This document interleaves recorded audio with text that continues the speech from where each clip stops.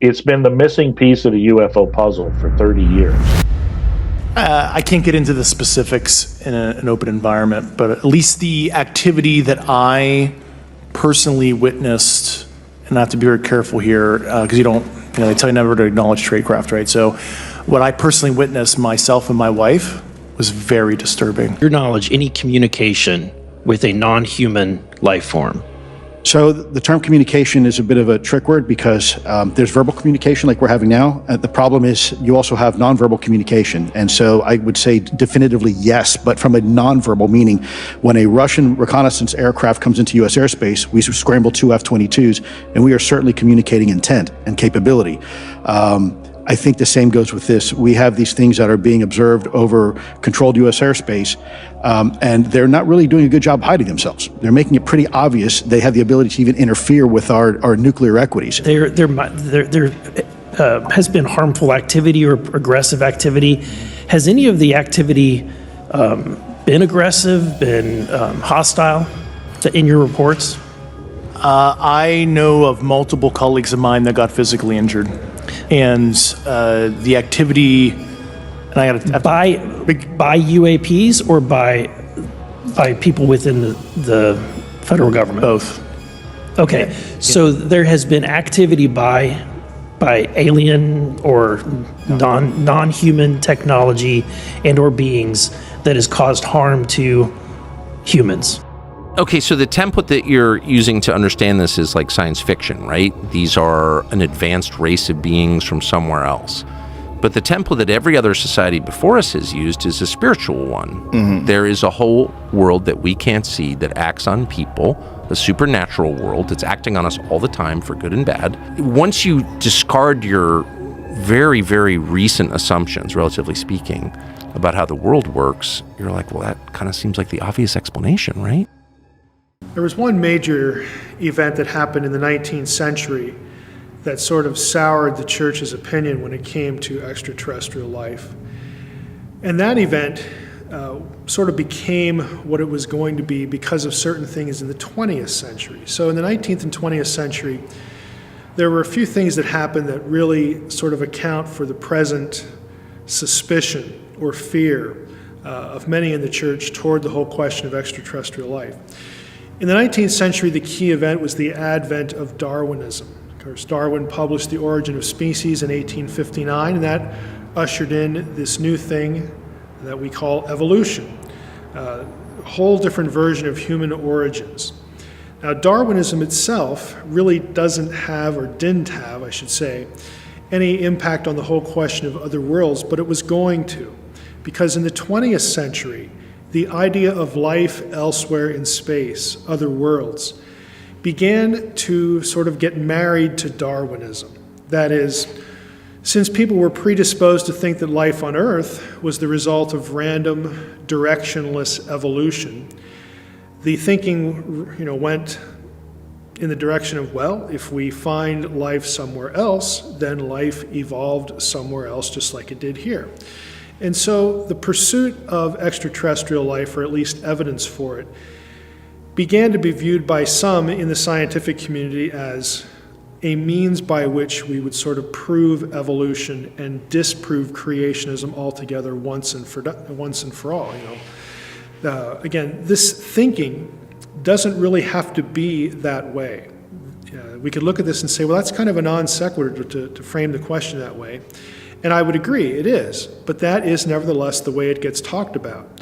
You could watch any sort of subject, any sort of special on TV today about extraterrestrial life, and invariably, evolution will be part of the discussion because of this assumption. So the advent of Darwinism getting married to the question of are there other worlds really turned a lot of Christians off, because Christians, at least many of them, didn't like Darwinism. They didn't like evolution. And so once you marry the two, the one is going to sour the other, and that's sort of what happened.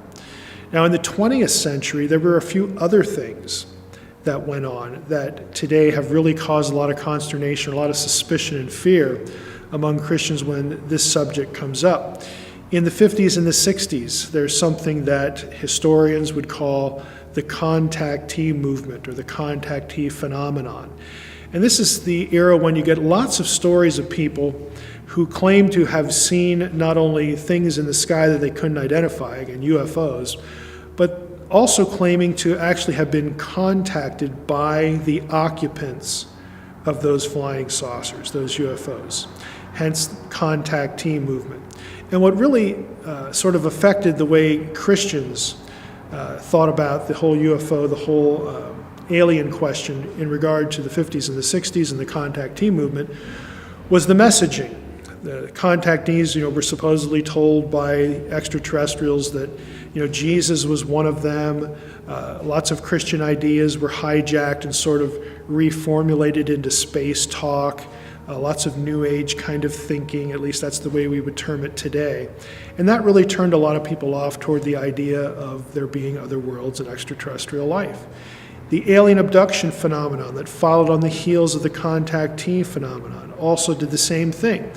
People were actually physically harmed, or at least they alleged they had been harmed in these experiences where they were not only contacted by beings they thought were aliens, but the aliens would do all sorts of things to them. Some of them quite nasty, sexual violation, lots of things that in other contexts you would think are very overtly demonic, satanic even.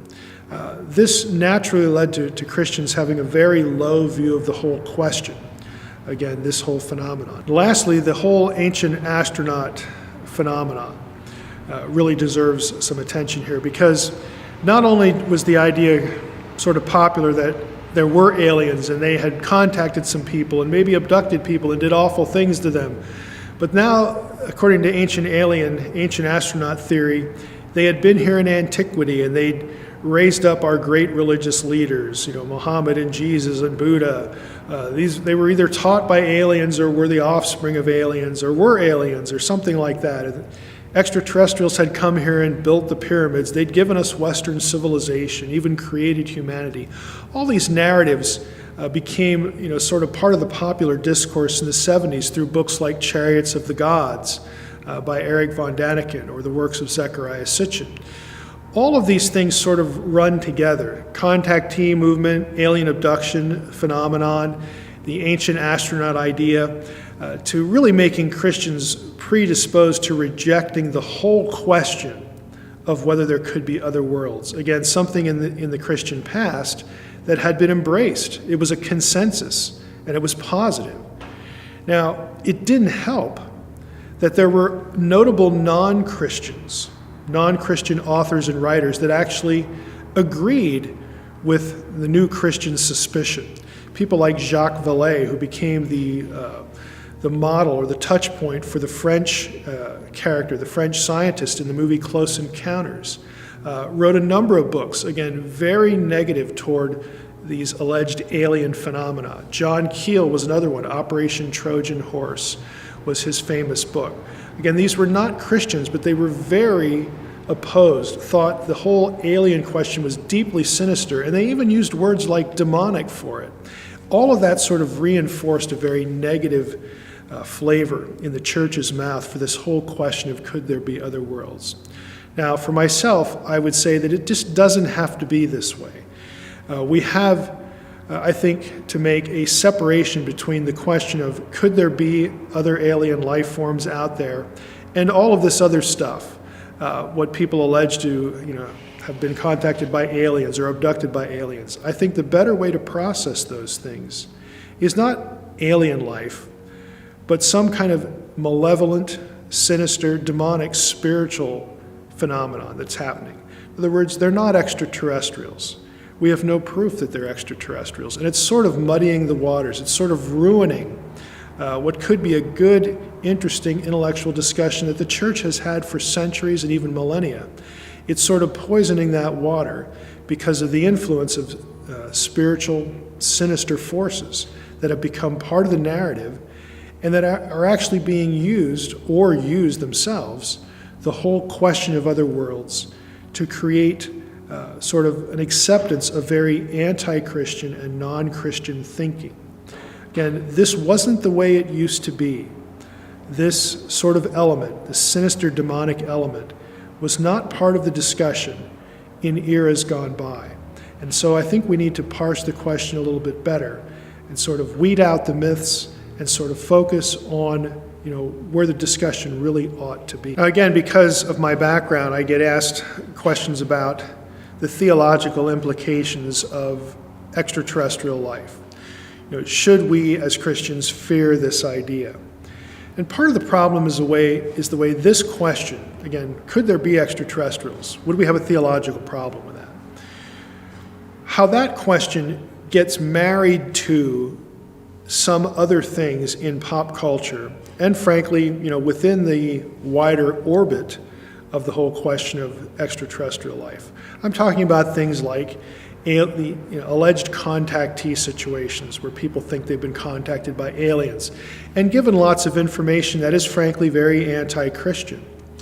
I'm also talking about alien abduction narratives. Again, whatever is happening to people or whatever they think is happening to them, again, is very sinister, very evil, very violent, and really, sort of undermines, any sort of confidence that the question of extraterrestrial life is something that Christians could be positive about. Because if these are aliens and aliens are doing all this nasty stuff, we don't want any part of that.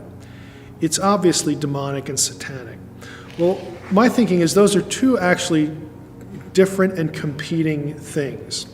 The question of whether there could be aliens, whether there could be extraterrestrials, is a lot different than asking the question, hey, these stories about contact and these stories about abduction, are those aliens or something else? They're actually two distinct arenas. In fact, if you actually talk to people who are not Christians, they could be atheists or anything else, but they're into UFO research, a lot of those people don't want anything to do with the contactee movement or the alien abduction movement. For the same reasons, they think it's ridiculous.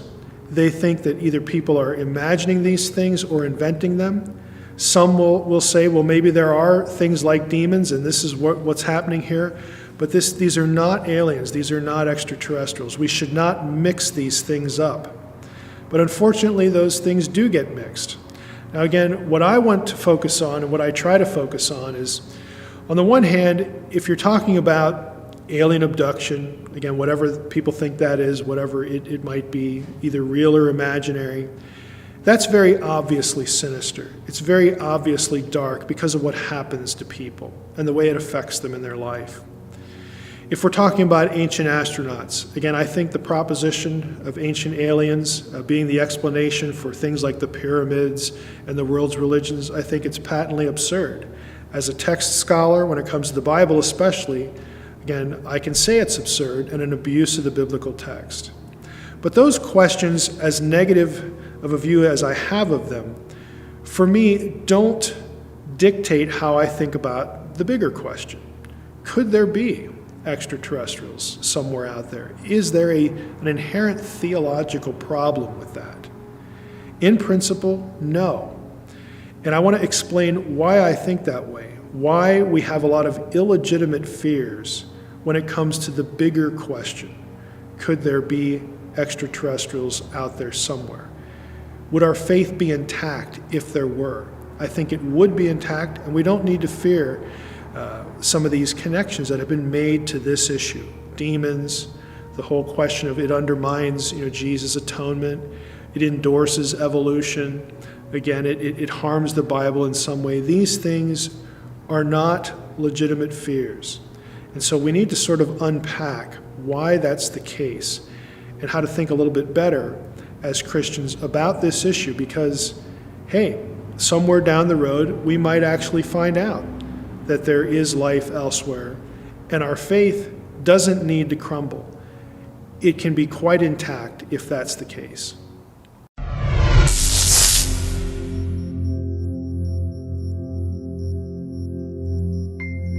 Wasn't seeing anything that was actually proving that we had something that was visiting us from other worlds.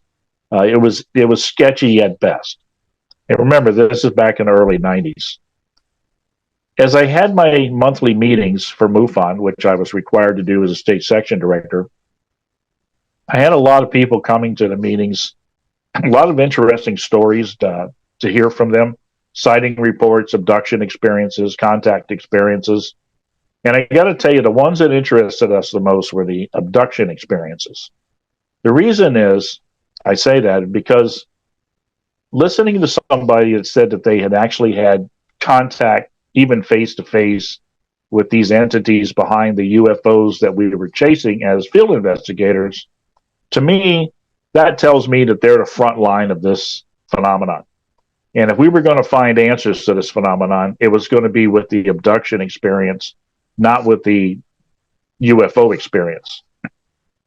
So our focus went deeper into the abduction research. As a group of researchers or field investigators I had working with me, we decided that was going to be our focus. So we took it and focused in that direction, started interviewing these abduction researchers or abduction experiencers, trying to get their stories, looking for the same thing that the leading abduction researchers in the world were doing, trying to find answers to the important questions. Could this experience be stopped? Why is it happening to certain people? Those are the key questions that all of the researchers were looking for answers for. As I started exploring the abduction research, I started to realize that there was something else going on amongst them that I wasn't understanding. And as I started to focus in and listening to their conversations between themselves at our meetings, I realized that they were looking for help to these horrific experiences that they were having. And they were looking for it in avenues I was unfamiliar with. And those avenues were into the New Age metaphysical realm. It seemed to be that there were people in that realm that were offering types of help, all crazy types of help, for these people to stop their experiences. But none of them were really helping. But it was at least somebody out there was trying to help these people. They thought that we at MUFON could help them, but we couldn't. We didn't have answers for this. We were relying on them for the answers to what this was about. So as I focused more on the abduction experience, I had to check on what this was they were offering from the New Age realm. As I did, it sucked me in hook, line, and sinker. I didn't realize at the time that I myself was missing something in my life. And this New Age metaphysical realm was offering something that sounded tangible, but I wasn't sure that it really was. But it was very seductive in nature. It was like I could have my spirituality, but the only difference is from Christianity or any of the other belief systems is without accountability. And to me, as somebody that had come from nowhere in religion, that was an enticement, let's sort of say. I could have the best of both worlds. So as I explored the New Age metaphysical realm, I started opening up to other areas that I could look at this phenomenon from. So initially, when I started out, my perspective on the UFO phenomenon was as an agnostic humanist. Mm-hmm. But here I've had an opportunity now to look at it from another perspective. And that perspective is from the New Age metaphysical realm. And it's definitely a different perspective to view things from. I spent about 4 years in that New Age metaphysical realm as a New Age practitioner myself. But I still wasn't getting answers to what this phenomenon was, or answers to the two big questions. Why was this happening to certain people, and could it be stopped? It was in 1996, the end of the year there. We had a very busy year between work and overtime at work and the research that we've been working on, a lot of case studies that we were doing. I was getting pretty exhausted. I had a girlfriend at the time that was helping me in this research. And what was interesting about our relationship is here I was a New Age practitioner, and here she was a professing Christian. We agreed that we'd get along fine as long as we didn't talk about politics and religion, which we kept that aside. But it was a one point in that year, the end of the year, when she saw that I was getting pretty exhausted, and especially with a couple cases that I had been working with. And she's pulled me aside and she says, I'm concerned about you. I'm concerned that you need protection in this realm. I don't feel that this realm is what you think it is. And I think there's something very dark here that you should protect yourself from, and you don't have that protection. And I said, sure, I do. And I pulled out my crystals and I showed her and I said, this one helps me here, this one helps me there. And she says, no, no. She says, it's something far beyond that you really need. And I said, so what are you offering here? And she grabs a Bible and she hands it to me and she says, it's in here. And I said, no, we agreed not to go there in this relationship. And she said, you tell people you're the most open-minded, objective investigator out there. I said, yeah, I do. And she says, so you'll take a look at this, right? Well, I'd just been had. You don't tell the girlfriend, no, you're not going to look at it. So I said, all right, I give you a few minutes. Show me what you got. What was amazing was in that about 15, 20 minutes that she shared with me, this gospel message from this Bible was probably one of the most profound moments in my life. I had heard the gospel message growing up as a child with my parents in church, but didn't accept it. But the way she presented it to me in that few moments opened my eyes and opened my ears.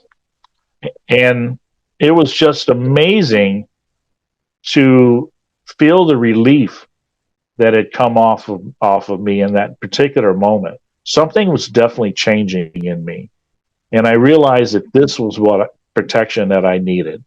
And I told her, I said, I need that protection. That is what I want.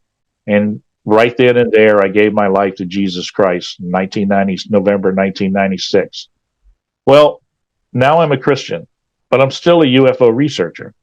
And at the time, I didn't understand that there might be something that was contrary to being a Christian as a UFO researcher, but I wasn't sure what it was.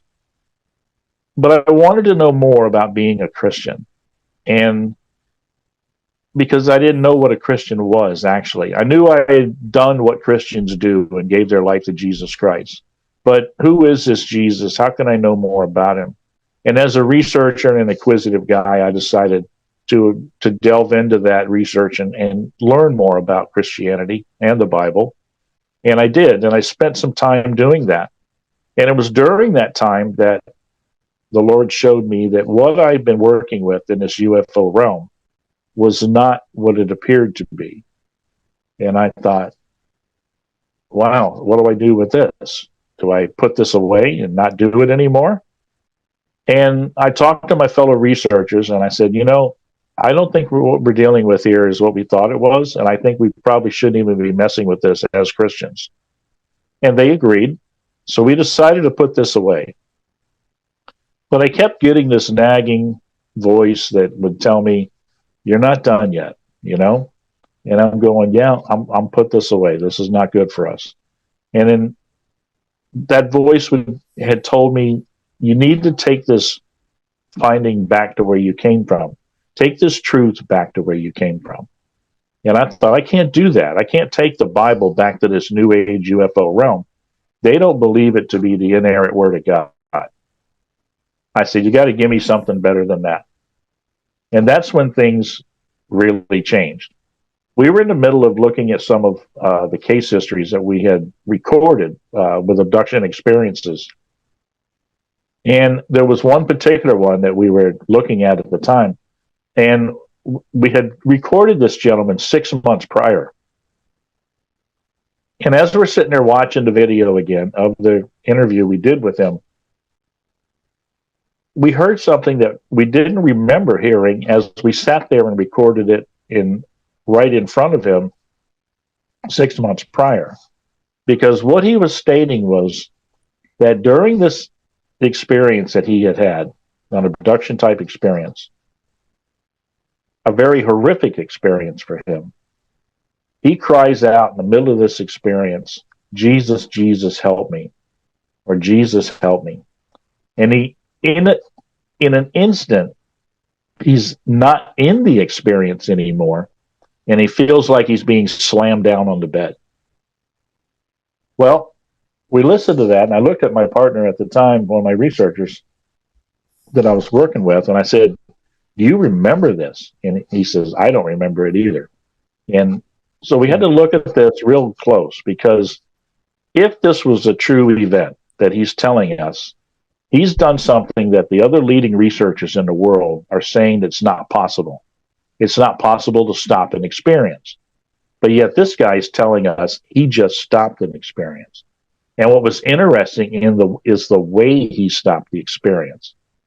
Well, I couldn't go any farther with this unless I verified that what he was telling us was a true event.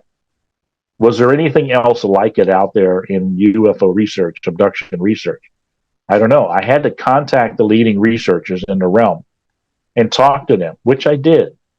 And I told them, guys, I got this strange case. I'd just like a little help on it, a little better understanding. What am I dealing with here? As I shared the case with these leading researchers by phone, each of them asked me after I shared it, can we go off the record? And I said, sure, we can go off the record. I said, just help me here on what I have.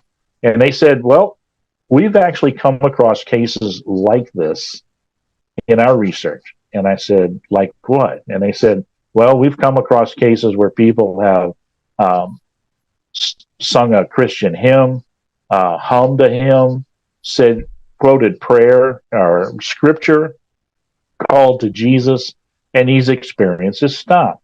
And I said, wait a minute, all of you guys say that there's no way to stop these experiences. But now you're telling me that it is stoppable through this type of method. And they said yes. And I said, well, my next question is, why have you never shared this information? And the answer I got from most of them was, we didn't know what to make of it. That's an honest answer. They actually, something they didn't understand. But I don't know if it was their conscience or what, or feeling guilty, but they always followed it with another answer, like the first one wasn't enough. And that answer they followed with was, we were afraid to go there because it might affect our credibility in the UFO research community. And I thought, okay, now we're getting to what the problem is. So I told these guys, I said, look, I work for a living. I'm not talking at conferences, selling merchandise and everything. I don't rely on this as a way of life. I have no problem putting this information out there. I said, you told me there's other cases like this. I'm going to go find these cases. I'm going to document these cases, and I'm going to make sure this piece of the puzzle gets brought to the table. All of them said, please do, because we can't. So that is when we formed CE4 Research Group to be able to gather this information and be able to make it presentable to peer review out there over the next couple of decades. I knew I couldn't continue to do it as MUFON because MUFON really wasn't set up at the time to investigate abductions. So that's why we set up the separate entity, CE4 Research Group. So that's where our focus started. And that's what we've been doing for over close to 25 years now, is we've gone after these type of cases where people have wanted to share the information, but nobody's listening to it and nobody's doing anything with it that I know of. We were the first ones to bring it forward. The first case was Bill D's case, the gentleman that said he had, stopped the experience calling out the name of Jesus. But from there, over the past 25 years, I've worked with well over 600 cases. I quit counting a couple of years ago. Wasn't important. They just still coming in. The recent piece that you just did that's out there with 700 views, 700,000 views right now. If you look in the comments, there's many testimonies in that comment. So people that have never heard this before that are now coming forward and saying, I've done just that, but there's nobody to talk to.